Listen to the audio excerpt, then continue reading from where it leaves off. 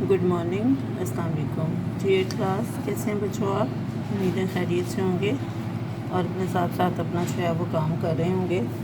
जी बेटा, कल मैंने आपको ये सबक नंबर 3 रसूल अकरम ख़ातमुन नबिय्यीन सल्लल्लाहु अलैहि वसल्लम के अखलाक, इसकी मैंने हाफ़ रीडिंग की थी। आज हाफ़ रीडिंग आप गौर से सुने ताकि हमें जो है वो इसका खुलासा करने में आसानी हो।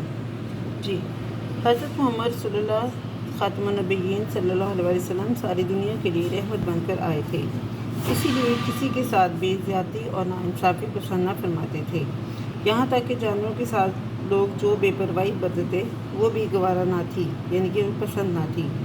और ख़ातमुन नबी और उन बेज़ुबानों पर जो जुल्म होता आया था उसे रोक दिया। हज़रत अनस रज़ियल्लाहु तआला अन्हु कहते हैं कि मैंने 10 वर्ष हज़रत मोहम्मद रसूलुल्लाह सल्लल्लाहु अलैहि वसल्लम की खिदमत में गुजारे, मगर मुझे कभी भी न डांटा न मारा, न ये पूछा कि तुमने ये काम क्यों नहीं किया।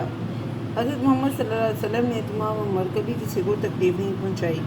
और ये अजीब बात नहीं है कि एक फ़ौज का जर्नल जिसने मुसलसल 9 वर्ष लड़ाइयों में गुजारे और जिसने कभी लड़ाई के मैदान से मुँह नहीं मोड़ा, उसने अपने दुश्मन पर कभी तलवार नहीं उठाई और ना अपने हाथ से किसी पर वार किया।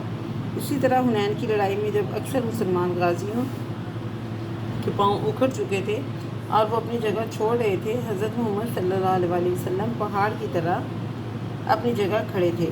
सहाबा किराम रिज़वानुल्लाहि अलैहिम अजमईन कहते हैं, लड़ाई के अक्सर मार्कों में हज़रत मोहम्मद सल्लल्लाहु अलैहि वसल्लम वहाँ होते थे जहाँ बड़े बड़े बहादुर खड़ा होना अपनी शुजाअत का आखिरी कारनामा समझते थे, मगर ऐसे खौफनाक मकामात में भी रहकर दुश्मन पर हाथ न उठाते थे। उहद के दिन जब मुशरिकों के हमले से सर मुबारक ज़ख्मी हुआ और दंदान मुबारक शहीद हुए, ये फरमाते थे, ऐ अल्लाह इन्हें माफ़ कर दे, इसलिए कि ये नहीं जानते।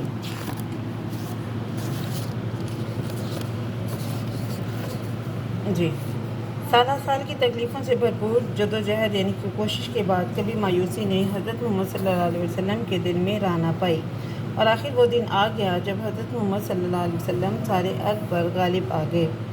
एक दिन हज़रत मोहम्मद रसूलुल्लाह ख़ातमुन नबिय्यीन सल्लल्लाहु अलैहि वसल्लम भूख में ठीक दोपहर को घर से निकले। रास्ते में हज़रत अबू बकर और हज़रत उमर रज़ियल्लाहु तआला अन्हु मिले।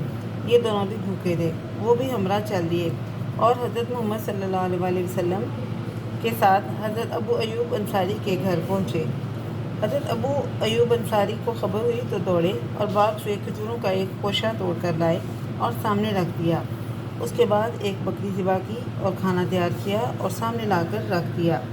हज़रत मोहम्मद सल्लल्लाहु अलैहि वसल्लम ने एक रोटी पर थोड़ा सा गोश्त रख कर फरमाया, ये फ़ातिमा के यहाँ भिजवाओ, इसको कई दिन से खाना नसीब नहीं हुआ। हज़रत मोहम्मद सल्लल्लाहु अलैहि वसल्लम ने जब वफ़ात पाई तो हालत ये थी कि हज़रत मोहम्मद सल्लल्लाहु अलैहि वसल्लम की ज़रा 3 सेर जो पर एक यहूदी के पास गिरवी थी। ज़रा यानी कि जहाँ जो है वो तलवार के साथ जो बांधी जाती है, और जो कहते हैं गंदम की एक अनाज की एक किस्म है, और यहूदी के पास गिरवी रखवाई थी, यानी कि यहूदी को उनके बदले में वो रखवाई हुई थी, दी हुई थी। जिन कपड़ों में वफ़ात हुई उन पर ऊपर तले पेमन लगे हुए थे। मज़ाज मुबारक में सादगी बहुत थी। खाने पीने, पहनने, ओढ़ने, उठने बैठने किसी चीज़ में तकल्लुफ़ पसंद न था। जो सामने आ जाता वो खा लेते, पहनने के लिए मोटा झूठा जो मिल जाता उसको पहन लेते, ज़मीन पर, चटाई पर, फर्श पर जहाँ जगह मिलती बैठ जाते। अल्लाह ताला की नेमतों से जायज़ तौर पर फ़ायदा उठाने की इजाज़त हज़रत मोहम्मद सल्लल्लाहु अलैहि वसल्लम ने ज़रूर दी, लेकिन तनपरवरी और ऐश न अपने लिए पसंद फरमाया न आम मुसलमानों के लिए। एहतियात का ये आलम था कि किसी के घर जाते तो दरवाज़े के दाएं या बाएं खड़े होते और इसकी इजाज़त मांगते। सामने इसलिए न खड़े होते कि नज़र घर के अंदर ना पड़े।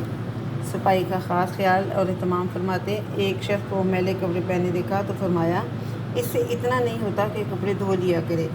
गुफ्तगू ठहर ठहर कर फरमाते, एक एक फ़िक्रा अलग अलग होता। किसी बात काट कर गुफ्तगू ना फरमाते। जो बात पसंद ना होती उसको टाल देते। ज़्यादातर चुप रहते। बिला ज़रूरत गुफ्तगू ना फरमाते। हंसी आती तो मुस्कुरा देते। हज़रत मोहम्मद सल्लल्लाहु अलैहि वसल्लम हर लहज़ा यानी कि हर घड़ी और हर लम्हा अल्लाह ताला की याद में लगे रहते। उठते बैठते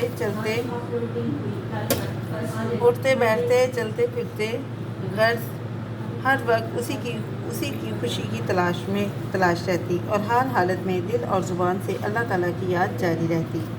ایک صحابی رضی اللہ تعالیٰ عنہ کا بیان ہے کہ ایک بار میں حضرت محمد صلی اللہ علیہ وسلم کی خدمت میں حاضر ہوا۔ دیکھا تو اس قدر ہچکیاں بن گئی تھیں۔